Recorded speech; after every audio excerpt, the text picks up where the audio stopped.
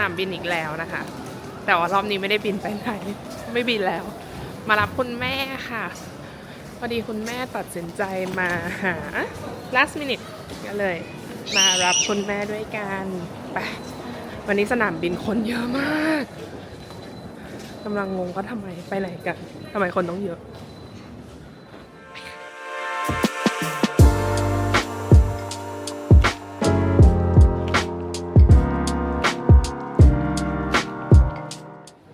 สนามบินคนเยอะมาก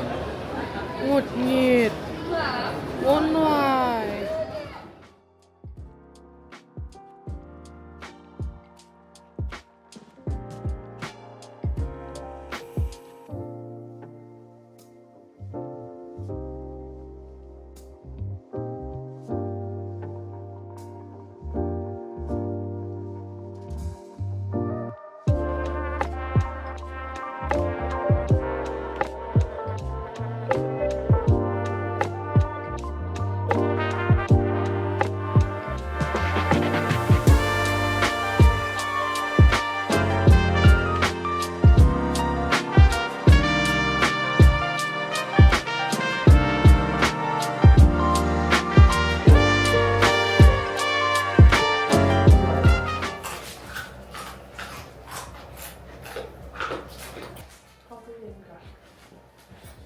อันนี้คือปลาร้าสีที่ถูกต้องนะคะ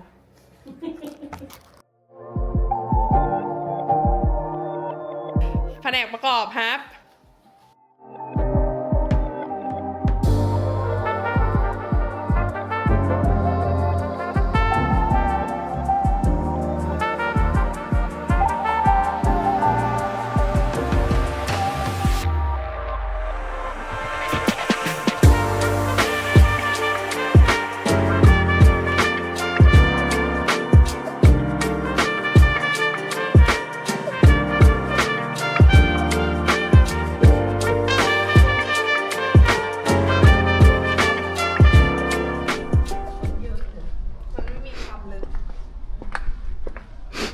มาจอดรอเพื่อน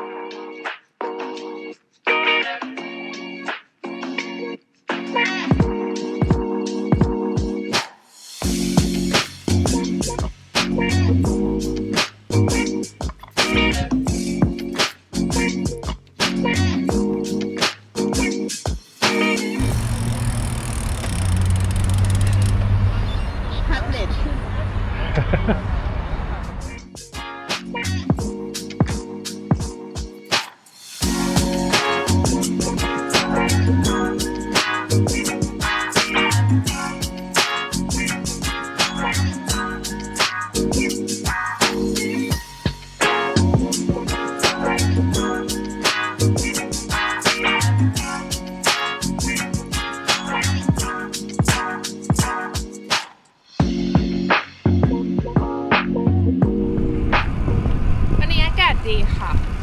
วันนี้มีแรงเลยค่ะเมื่อวานกินข้าวไม่ใช่เมื่อวานกินขนมจีน ขนมจีนเวียดนาม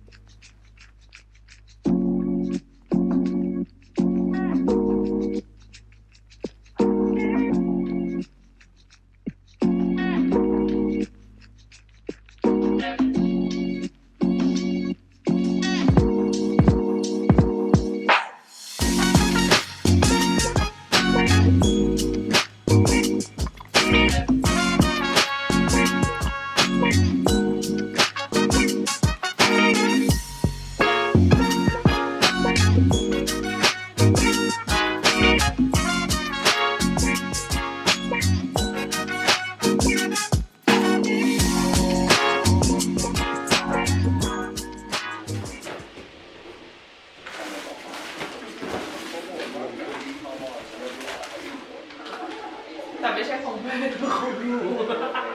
แล้วแม่จะตื่นเต้นทำไมเนี่ย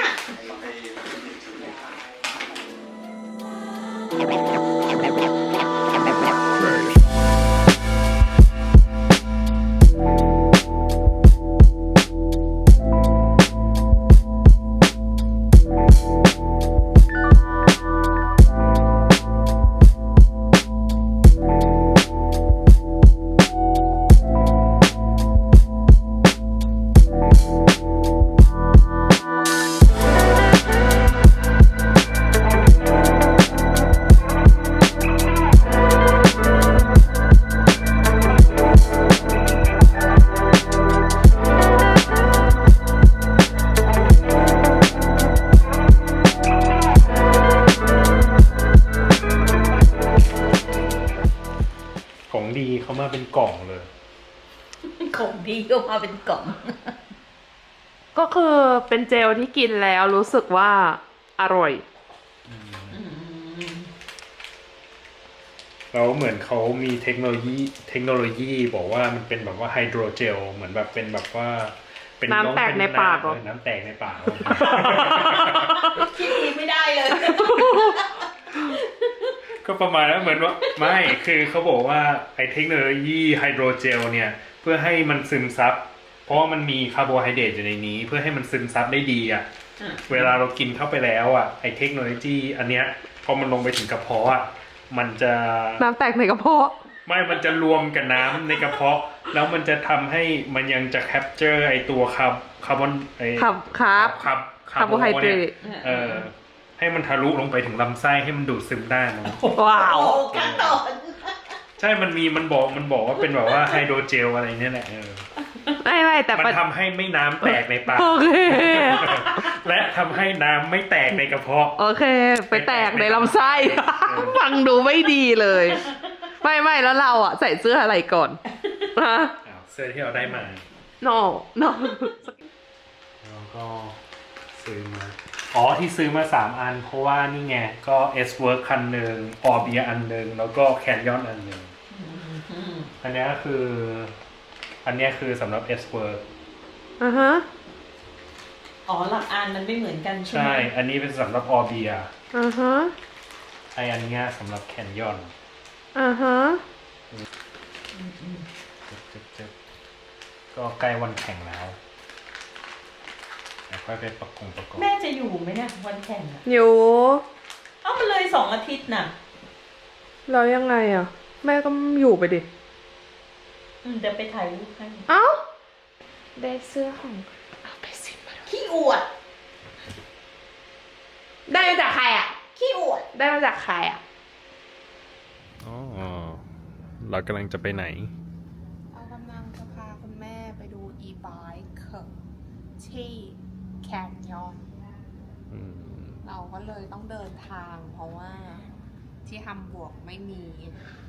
ร้านที่สามารถเทสจักรยานได้ เราก็เลยโอเค งั้นไปที่แคนยอนโคบเลนส์เลยเพราะว่าเขามีทุกแบบแล้วคุณแม่จะได้ลองได้ Here we go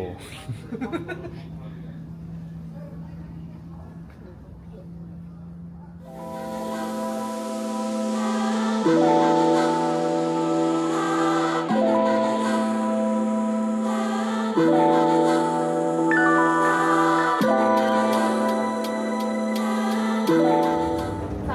องศาตอนบ่ายร้อนกว่าที่บ้านนี่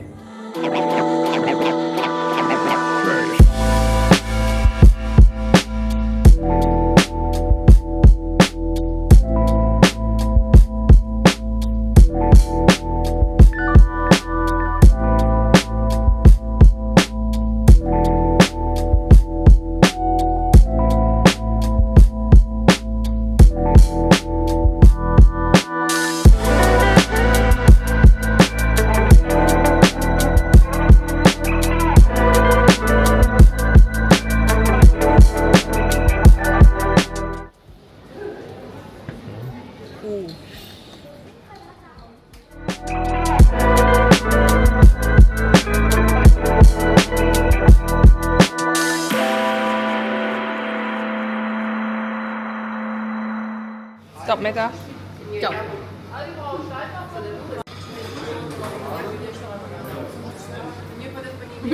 หมูทอดนะคะ ส่วนนี้แฮมเบอร์ก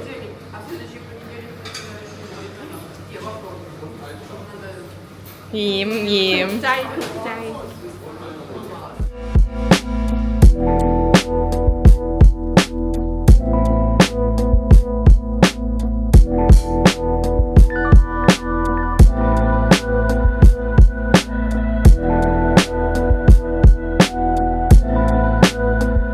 ถึงแล้วโชว์รูมแคนยอน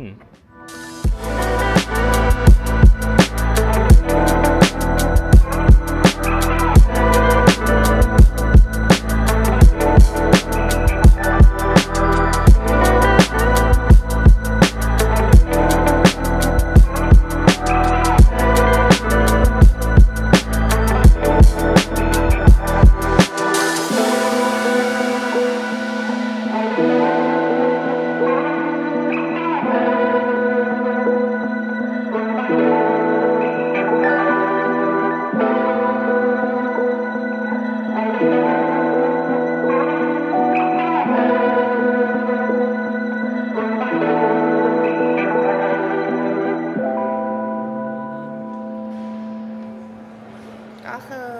เข้ามาแล้วตรง welcome point ก็คือคล้ายๆ reception แล้วก็ลงชื่อให้คุณแม่ก็เดี๋ยวจะมี consultation แล้วก็มี test drive รอประมาณ 30-45 นาทีเพราะว่าคนเยอะมากนะเราก็ไปนั่งเล่นที่คาเฟ่ก่อนไปกินกาแฟ กินอะไรเย็นๆดูจักรยาน เพิ่มกิเลสให้กับตัวเอง เพราะว่ากิเลส360 องศาเลยค่ะที่นี่ ไปค่ะ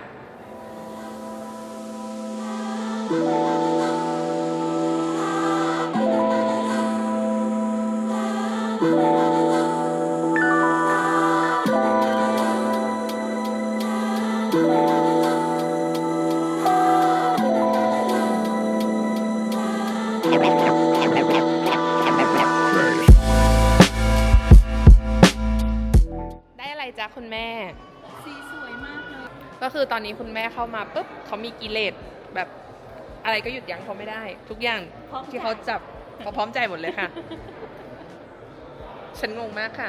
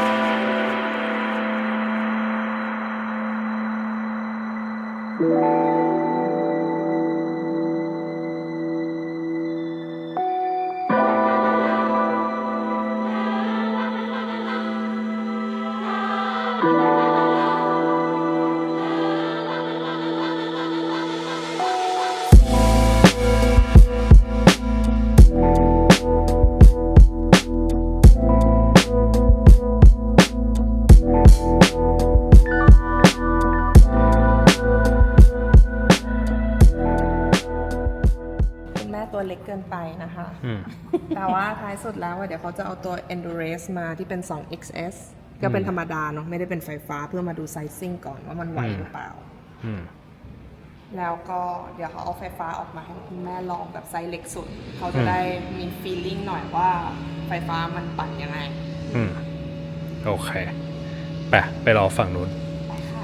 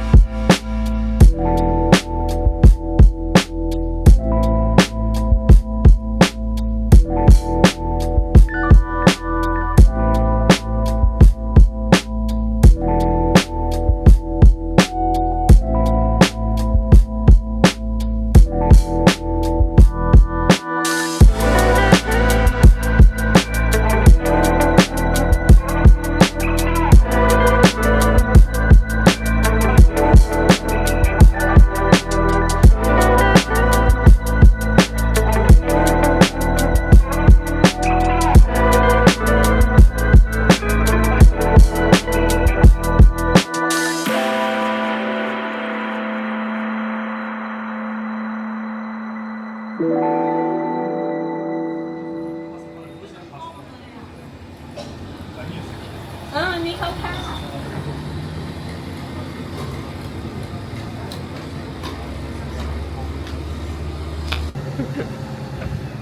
เราว่าคุณแม่น่าจะเสียตังค์ค่ะ แต่ยังไม่รู้ว่าเสียเงินกับที่ไหน วันนี้ได้มาลองจักรยานที่หับของแคนยอนที่โคบเลนส์เป็นยังไงบ้างคุณแม่ได้เรียนรู้อะไรบ้างวันนี้ ก็คือมีทั้งหมด 3,000 วันนี้ที่เราลองทั้ง 3,000 เนี่ยเอาจริงตอนแรกอะเรามีจุดประสงค์จะมาลอง e-bike แต่ว่าพอดีว่ามีรุ่นหนึ่งที่เขาไม่มี e-bike แต่ว่าหลักๆแล้วจะมีตัว Bristle มีตัว Endurance แล้วก็มีตัว Road Light ที่เป็น on fly ทั้งหมด ซึ่งตัวรุ่น on fly อะก็จะเป็นเรื่องของไฟฟ้าทั้งหมด แต่ว่าพอดีตัวที่ 2 ตัว Endurance เนี่ยเขาไม่ได้มีไซส์ก็เลยลองตัวธรรมดาเพื่อให้รู้ไซซิ่งว่าเอ้ย geometry มันได้หรือเปล่าการยืดการนู่นนั่นนี่มันโอเคไหมแล้วก็เรื่องอินซีมอะไรพวกนี้ด้วย เป็นยังไงบ้างคะตัวแรกตัว Gristle ตัวแรกพอปั่นแล้วมันนิ่ม แล้วก็ตื่นเต้นใหญ่เลย ตื่นเต้นใหญ่เลยกับ e-bike ที่มันนิ่มเพราะว่ามันมีโชคแล้วก็ล้อมันใหญ่ มันก็เลยแบบโอ้มันทำไมมันนุ่มความรู้สึกนี้ไม่เคยมีมาก่อน แล้วก็เรื่องของเรื่องคือไม่ต้องออกแรงมันก็ไปค่ะ ฟุบเดียวมันฟุบชอบ ก็คือเอาตังค์ฉันไปเลยจ้าตั้งแต่จังหวะนั้นแหละ ชอบ ตัวที่ 2 เป็นตัว Endurance ที่ไม่ใช่ไฟฟ้า Sizing ไซซิ่งโอเค รู้สึกโอเคทำไมมันสั้นกว่าคันแดงของแม่เดิม มันคนละรุ่นกัน มัน endurance มันเป็นรุ่นที่มันทำมาเพื่อปั่นสบายกว่า air road ใช่ air road มันเป็น aero อืม ฉะนั้นมันไม่แปลกที่มันจะรู้สึกสบายกว่า สบายกว่า ถ้าตัวนี้มีมอเตอร์ติดเป็น e-bike ปุ๊บ โอ้ย ฟูฟูหน้าหงาย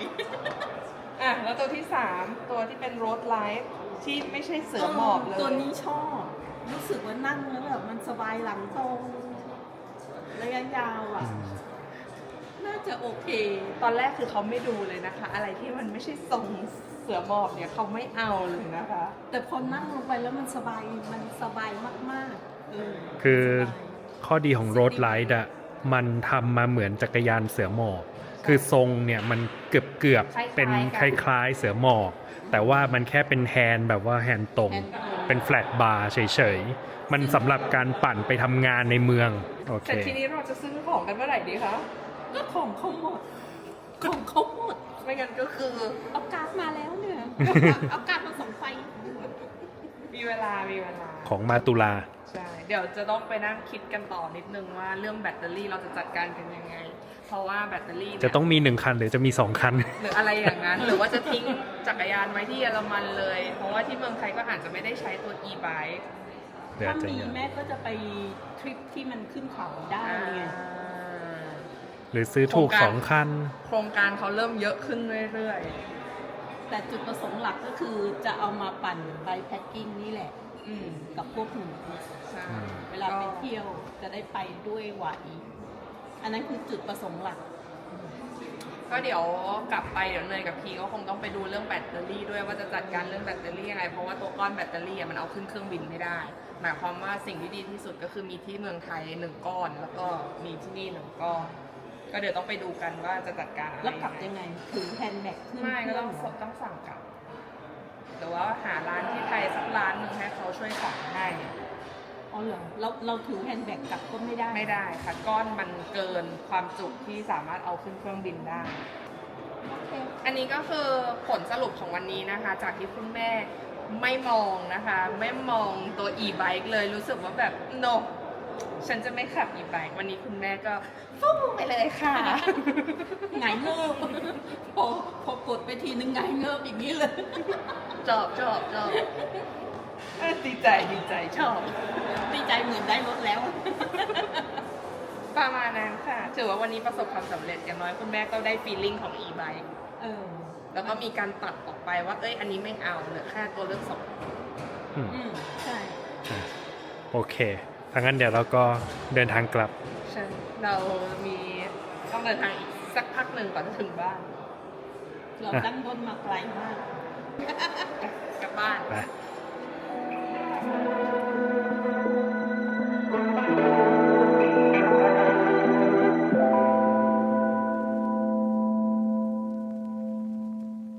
ไปเอาปี๊บเพราะว่าพี่สมัครให้เราไปแข่ง100 เมตร 100 กิโล ไม่ใช่100 เมตร แข่ง100 กิโล แถม10 กิโล เราก็เลยได้ปั่นตั้ง110 กิโล ไม่ได้ถามเลยจ้าคนแถมอ่ะ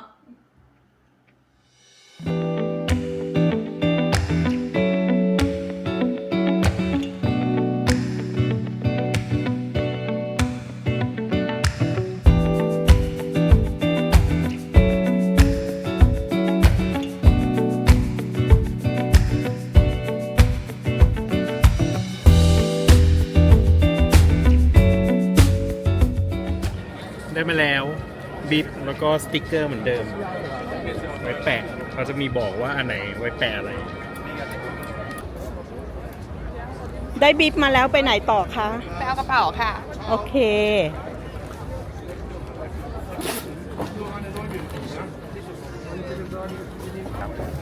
กระป๋องน้ำค่ะ ปีนี้แบบว่าดู น่ารัก น่ารัก ของปีที่แล้วยังอยู่ในตู้เย็นอยู่เลย ไม่อันนั้นที่ไอมาจากโลกนี้ อันนี้ดี อันนี้ดี เป็นสเปรย์มีถั่ว มีนี่เก็บก่อนไอมีอะไร แล้วก็เผื่อล้มนะคะ อ๋อ มีพลาสเตอร์ให้ด้วย แล้วก็ที่เหลือก็น่าจะเป็นขายของแล้วอะเป็นโบรชัวร์ อืม ไปไหนต่อจ๊ะ มีที่ให้เดินดูของ เราก็จะไปเดินดูของแต่ง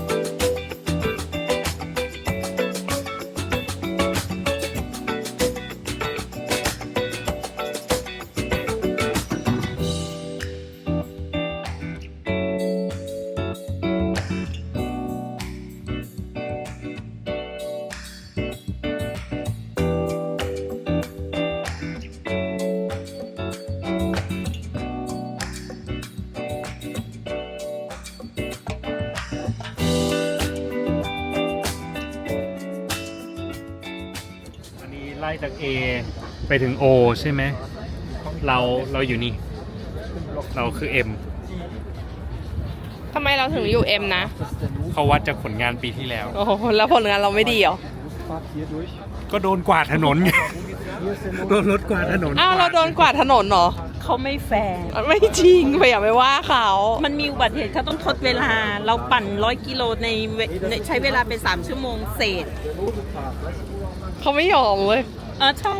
เราใช้เวลาไป3 ชั่วโมงเศษ โอเค ถือว่าเป็นเวลาที่ดีมากสำหรับแม่ ปีนี้เราจะ improve ปีห เพื่อ น้า ที่จะ ปีหน้าเราจะอยู่ที่แบบที่ A เลย โอ้ที่ A ด้วย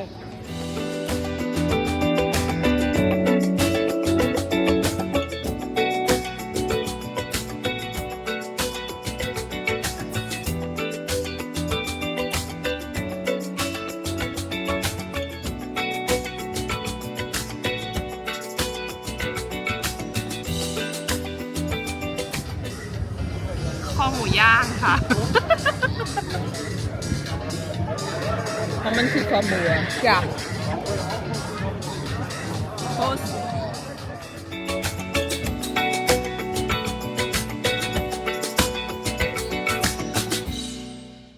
อันนี้1 วันก่อน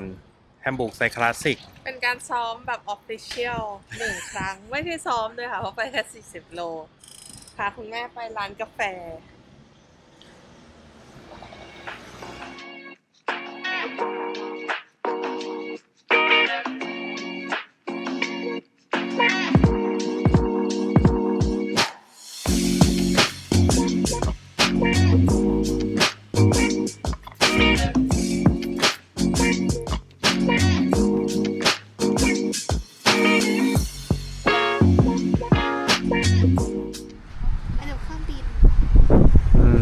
มาดูเครื่องบิน ตรงนี้มันเป็นร้านคอฟฟี่ที่ดูเห็นรันเวย์ทั้งหมด มาแล้ว1 รอบ ไหน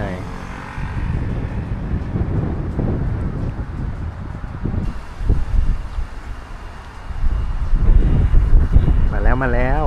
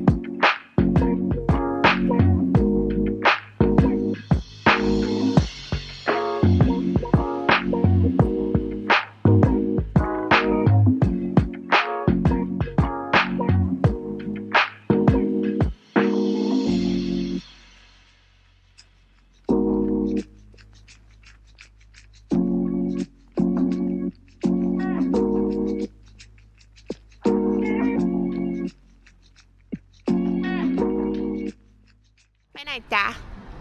ไปล้างจักรยาน เราไปคาร์วอชเราไม่ได้ไปละอ๋อเราไปล้างจักรยานถูกไม่ใช่ร้านนะคะ ไปล้างค่ะ เพราะว่าพรุ่งนี้ไปลงแข่งแล้วอารันเซียรับไม่ได้ที่โซ่ตัวเองดับอารันเซียก็เลยชวนพีไป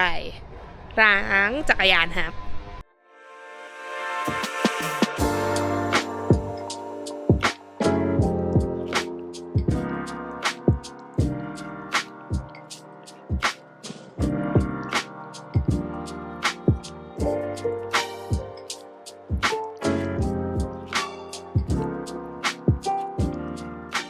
กลับมาจากการล้างจักรยานเรียบร้อยแล้วเหตุผลที่เราต้องเอาไปล้างจักรยานข้างนอกเพราะหนึ่งห้องน้ำเราเล็กเกินไปสองหน้าบ้านเราไม่สามารถที่จะตั้งปักหลักล้างได้ เนื่องจากว่าน้ำยามันจะดูดซึมลงไปที่พื้นแล้วเขาก็จะบอกว่า ground water มันสกปรกแปลว่าอะไรว่า ground water ภาษาไทย น้ำบาดาล น้ำบาดาลแล้วก็เดี๋ยวถัดไปเราจะเตรียมจักรยานสำหรับวันพรุ่งนี้ ติดปงติดป้ายติดหมายเลขบลาบลาบลาเตรียมเสื้อ แล้วก็นอนขึ้นอืดกัน เพื่อที่จะเตรียมใจสำหรับวันพรุ่งนี้ ถูกต้องไหม ใช่ ไปไหนก่อนเราอะจะหนีออกจากบ้านเหรอ 3 ทุ่มเลยเด้อ รีบทำงานเข้า ไปไหนอย่าบอกนะว่าขึ้น เตียน แม่กลัวเพดานมันตกใส่หัว เล่นโหลดภาพให้มันอยู่ในแบบว่าแอเรียเดียวกันให้มันกลมกลืน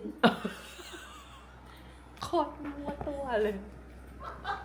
ฉันไม่ค่อยเข้าใจแม่สักเท่าไหร่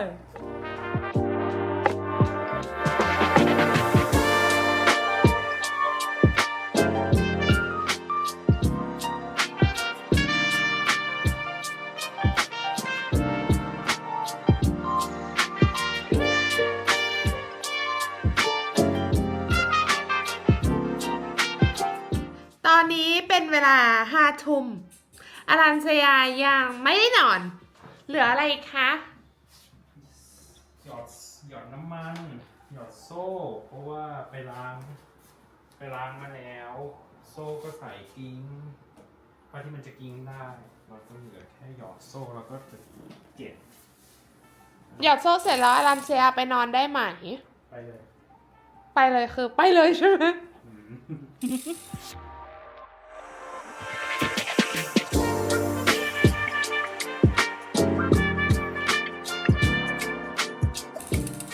แล้วตอนเนี้ยอารันเซียมีคำถาม ไอไปนอนได้ยัง ไปเลย ตาจะหลับอยู่แล้วน่ะไปได้แล้ว เหลือแต่อะไรอ๋อนี่ ไม่ไหวแล้วค่ะ ตอนเนี้ยลืมตาไม่ขึ้นเลยเนี่ย อันนี้คือทรมานมาก เดี๋ยวพรุ่งนี้ก็ไม่ตื่น เจ็บข้อมือ เช้าวันแม่อากาศแจ่มใส มากเลย ไม่มีเมฆเลย ตอนนี้7:45 น่าจะเริ่มปล่อยตัวข้างหน้ากันแล้ว แต่เราอยู่ ข้างล่างหลัง เราอยู่อันก่อนสุดท้าย ตัว M ไม่มี OP เหรอ ไม่มีมั้ง มีแค่ N มั้ง จ๋า คนเริ่มเยอะแล้วแต่ว่า ยังไม่เริ่มสักทีหนาวแล้วนี่ เราโซนเรายังไม่เริ่ม น้องคอนอาโก้สีนี้ไม่เคยเห็นเลยอ่ะ อ๋อ สวย น่าจะใกล้เริ่มแล้วมั้ง เห็นคนเฮ่เฮ่เฮ่ สักที หนาวแล้ว โอ้เอา ตูดชน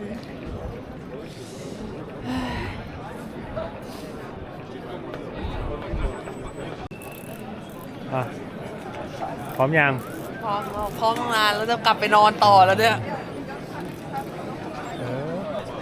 ไอจะหลับแล้ว เอาจริงๆว่าตาไอหนักมาก รอแล้วรอเล่า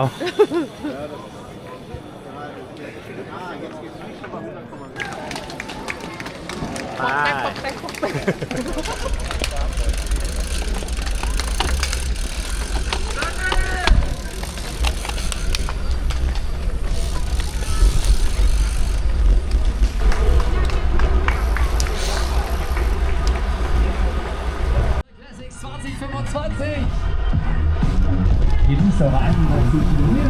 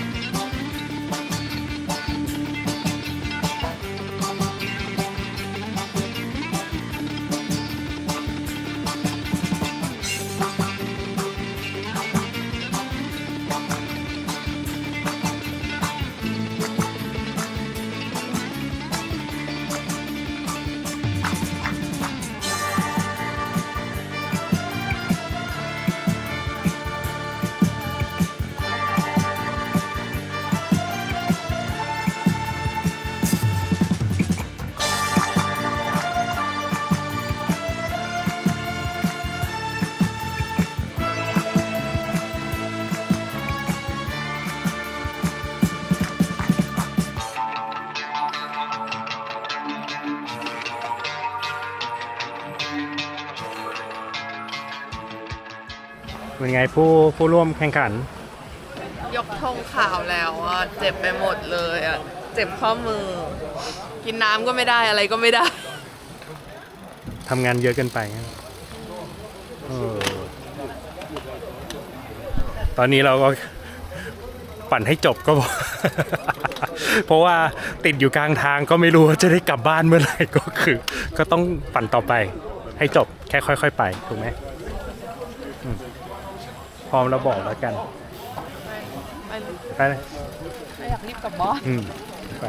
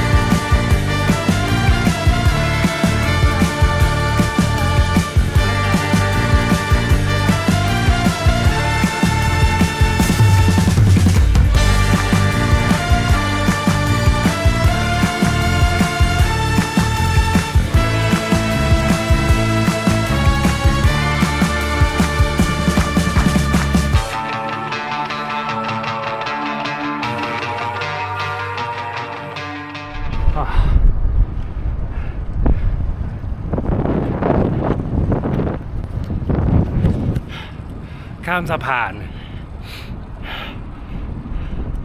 เพื่อไปถึงเส้นชัยสะพานแขวนมันให้ข้ามสะพานแขวนลมแรงด้วยเนยอยู่ข้างหลัง สู้กับตะคริวอยู่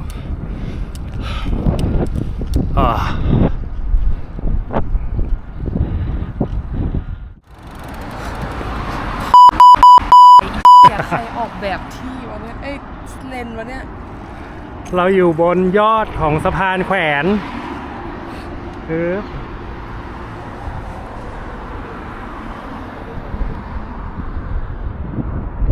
ไปแล้วนะ เดี๋ยวปั่นลงสู่เส้นชัยแล้ว ไปแล้ว โอเค เราไม่ต้องหลีดเอาอะไรให้ไอทางนั้นนะไอค่อยๆเข้าเส้นชัยแล้ว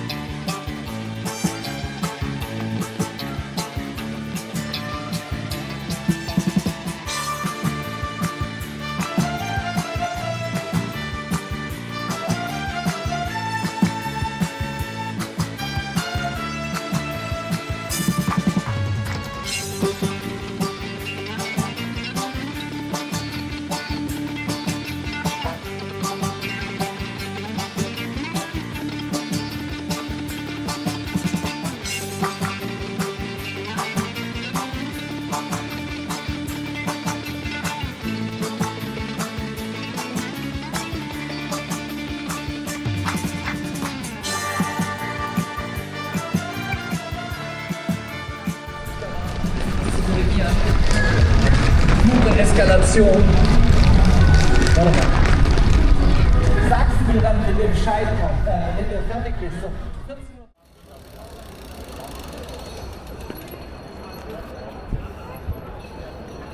ไม่โดนกวาด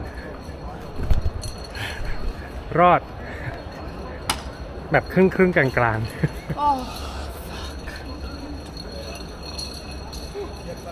ไป รับเหรียญไป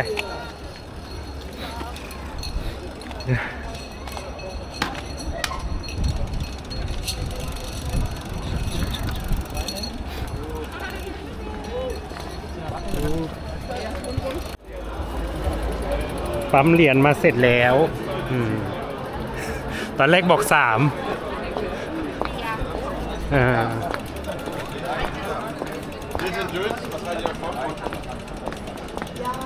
ตอนแรกว่าจะเอา3ชั่วโมง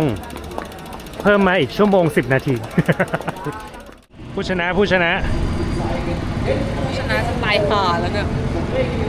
อันนี้คือเพิ่งปั่น2 วันเมื่ออาทิตย์ที่แล้ว ไม่มีกล้ามเนื้อตายไปหมด มันจะไม่มีได้ยังไงตะคริวจะกิน แปลว่ามีกล้ามเนื้ออยู่ จองที่ไม่รู้เขาจะมาเมื่อไหร่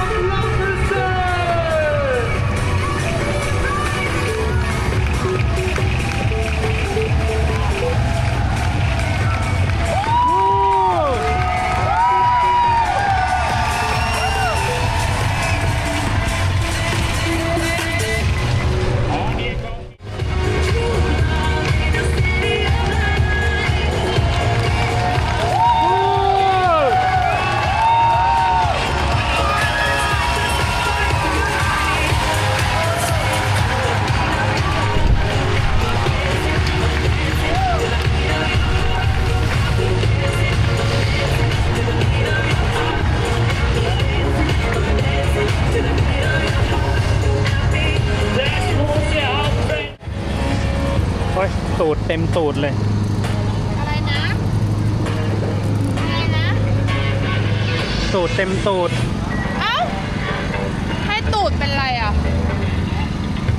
ไปอันนี้คือเดี๋ยวเรากลับบ้านก่อน ใช่ ไปอาบน้ำแล้วก็ไปดูการแข่งขันจากที่บ้าน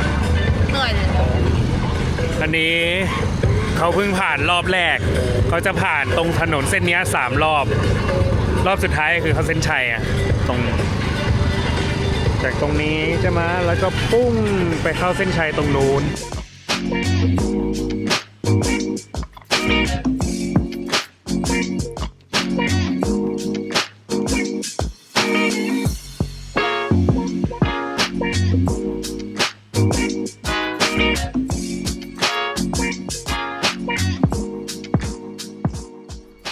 ถึงห้องแล้ว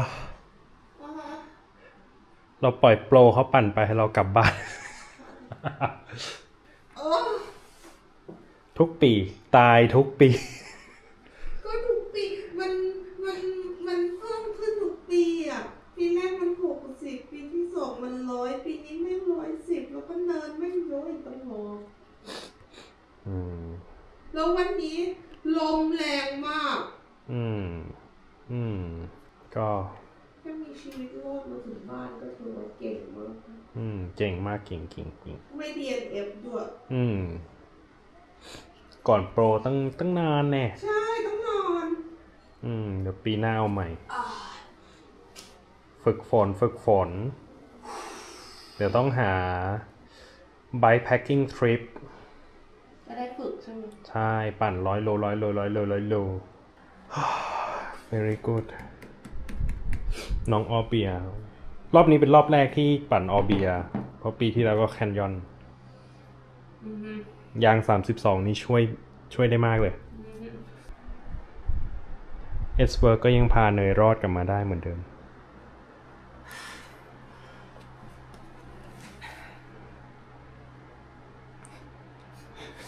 เป็นอะไรเนี่ยอุ๋งฉันจะตาย ปิดจ็อบ เดี๋ยวรอดูโปรแข่งต่อ ใช่จ้ะ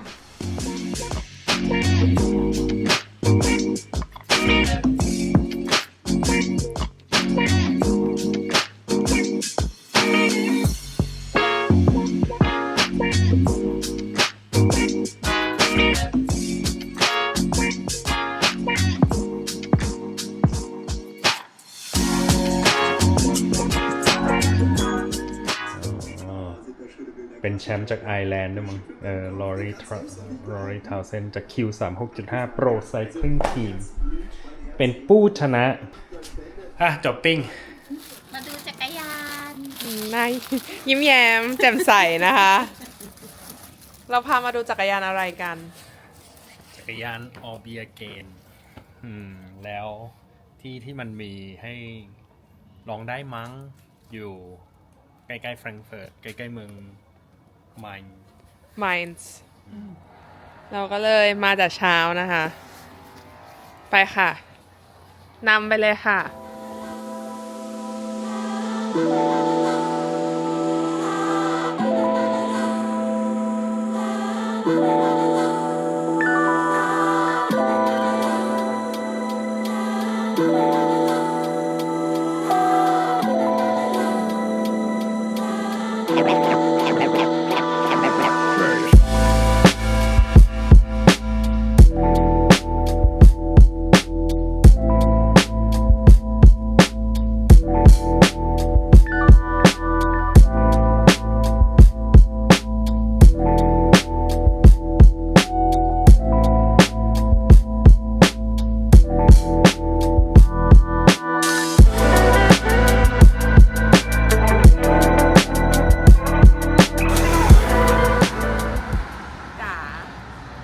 รอผลประกวดนี่รอคุณแม่มานะคะ คุณแม่กำลังซิ่งมานี่เลี้ยวมาแล้วนะคะ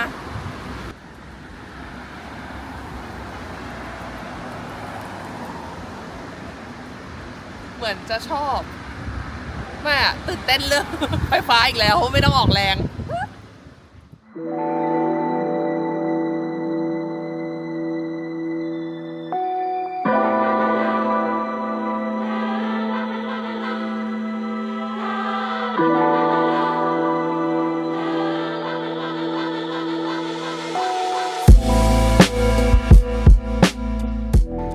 ลองเรียบร้อย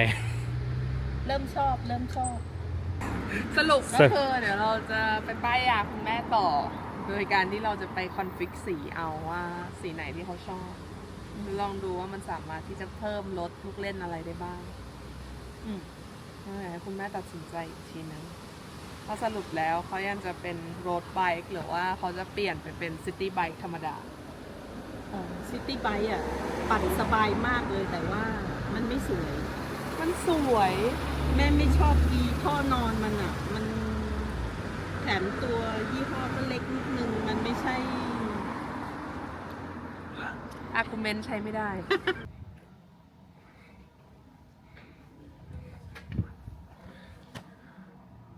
อะไร เพื่อมาลองจักรยาน เนี่ยมาแค่นี้เลย มาไกลมากครึ่งชั่วโมง เขาก็ได้คำตอบแล้วไง ว่าซื้อแน่ๆแม่ซื้อแน่ๆมาแล้วจ้ะเจ้าตัว เจ้าตัวเป็นตัวเล็กมากเลยดูดิ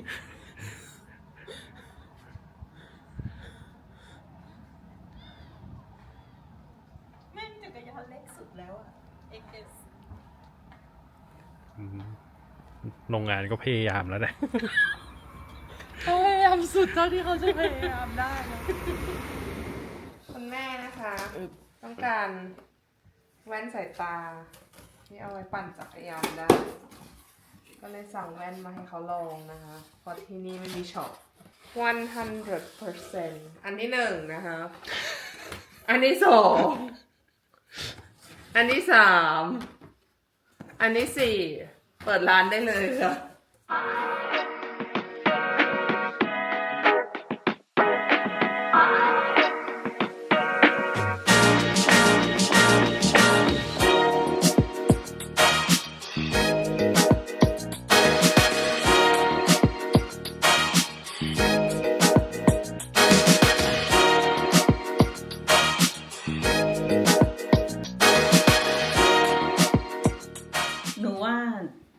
ที่หนูดูอ่ะ แม่ใส่อันไหนสวยระหว่าง2 อัน อ่ะใส่ให้ดูอีกทีหนึงนี่ก็สวย อ่ะ ไปต่อความจริงใส่สวยทุกอันเลย ใช่ ก็มันทรงเดียวกันหมดไง ก็สีมันสวยหมดเลย ก็เดิมแม่ก็ใส่ทรงนี้อยู่แล้ว อันนี้มันเรียบๆ ตัวเนี้ยจะเรียบ ตัวนี้สวยไหมสวยแต่สวยแบบเรียบ เอาสีแดงส้มก็ได้ ๆ แม่ไม่ต้องการเรียบค่ะ อันนี้แม่ใส่ก็น่ารักหวานแหวว เริ่มเกลียดท่าแม่ตัวเอง ใช่ อันเนี้ยหวาน แต่เดี๋ยวจะไปซ้ำกับหนูไง ไม่เป็นไรหนูก็เปลี่ยนไปซื้ออย่างอื่นก็ได้ เอาอย่างนั้นเลยเหรอ โอ้ดูท่านางโอ้ 125 ยูโรอ่ะอันสีส้ม ดูอะไรอีกคะ ดูจักรยานค่ะ ยังไม่สรุปสี อ่ะ อันนี้เราให้เป็น number 1 ก่อน สีเปลือกมังคุด เป็นสีนี้ โอเค โอเค ก็ยังไม่รู้ว่าจะเอาขาวหรือไทเทเนียม พี่ว่าไง เรื่องใหญ่นะคะ อ่ะ ตอนนี้มาจบสีนี้เลย พี่ว่ามันได้ ไม่เล่นละ มันได้หลายคัน พี่บอกว่ามันได้หลายคัน ไม่เอาคันเดียวจ้ะคันเดียว คันเดียวเดี๋ยวกลับไปทุบกระปุกก่อนนะ จบจริงเปล่าให้นอนคิดอีกคืนนึง สวัสดีวันอาทิตย์ใช่ไหม ใช่วันอาทิตย์ที่ทุกคนเขานอนตื่นสายพักผ่อนรีคอเวอร์เพื่อเตรียมใจกลับไปทำงานวันจันทร์แล้วก็ออกไปปั่นจักรยานจ้ะ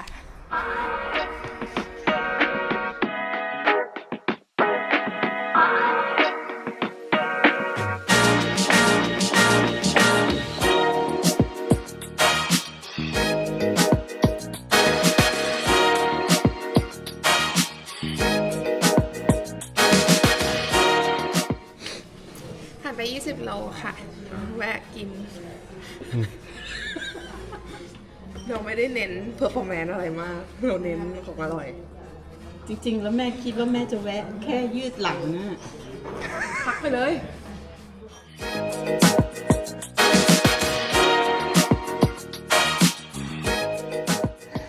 อร่อยอ่ะเค้กร้านเนี้ย เค้กช็อกโกแลตอร่อยมากเลยอ่ะ กินสัก5 ก้อนได้เลยอ่ะ นอกจากมันจะมีคาเฟ่เขาก็จะมีแบบว่า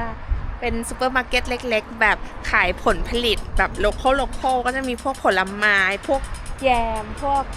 วกน้ำผึ้ง แล้วก็พวกไส้กรอก ซึ่งต้องมีรถอ่ะ หรือไม่ก็ต้องเอากระเป๋าสะพายมาเพื่อยังมาซื้อ แต่ว่าของมันน่ากินมากเลย แม่อยากถ่ายรูปกับต้นไอ้นี่มากเลย ต้นเลย ต้นแอปเปิล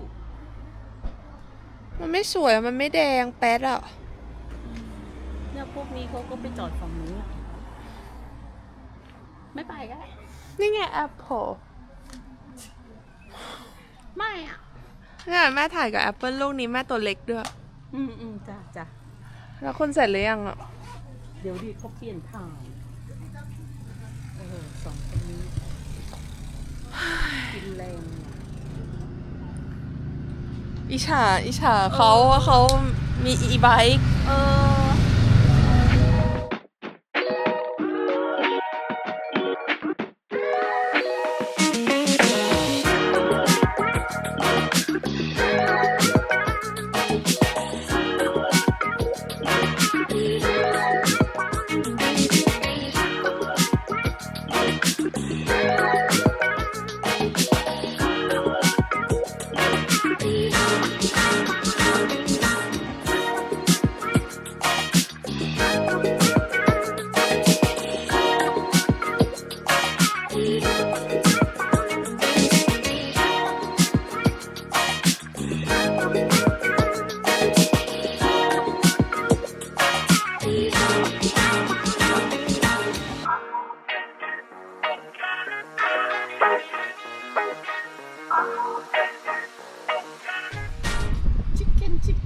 นั้นนะ ดีดแต่ร่างกายคือเหนื่อยแล้วนะ คือไม่ไหวแล้ว คืออยากจะร้องแล้วตะคิวก็จะกินแล้วแต่ยังเต้นได้จ้ะ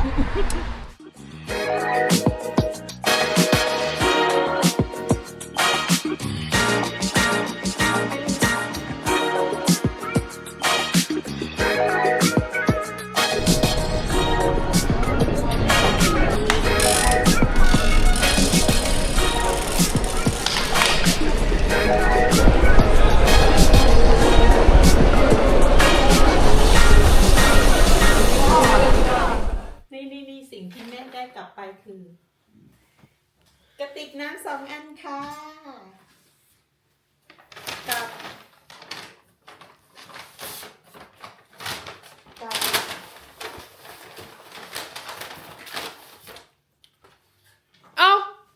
เอาขึ้นรถได้เหรอ เอาได้ไหมอะพี่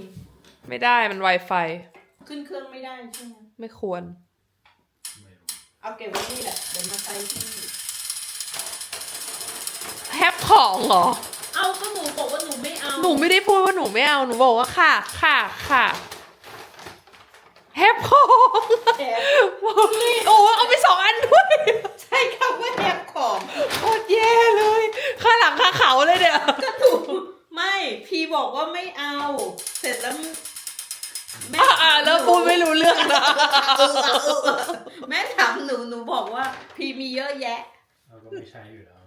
เห็นไหม หนูไม่ได้บอกหนู เขาพูดคำนี้ หนูไม่ได้ใช่หนูไม่ได้พูดอะไรเล แม่ ย กลัวหนูทิ้ง หนูไม่ทิ้ง โอเค อย่างนั้นเก็บไว้นี่ เดี๋ยวแม่มาแล้วแม่มาเอาจักรยานมาล้างที่ ค่าหลังค่าเข่าเลย ข้า เนี่ย หลังข้างเขา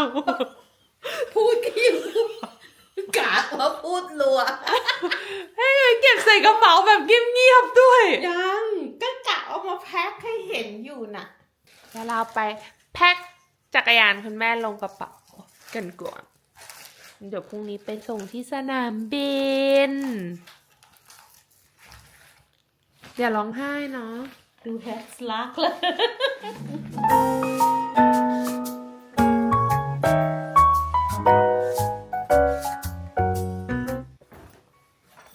หยิบอะไรไปอีก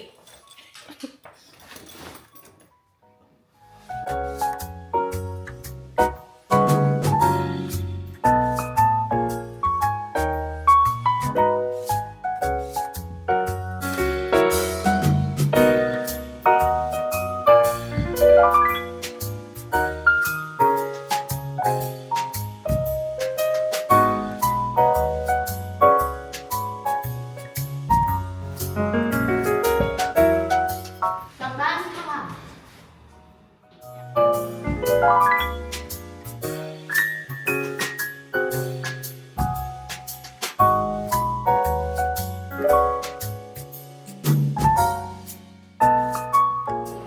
ส่งคุณแม่เรียบร้อยแล้วนะคะ แล้วก็จบไปกับเดือนสิงหาคม อันวุ่นวาย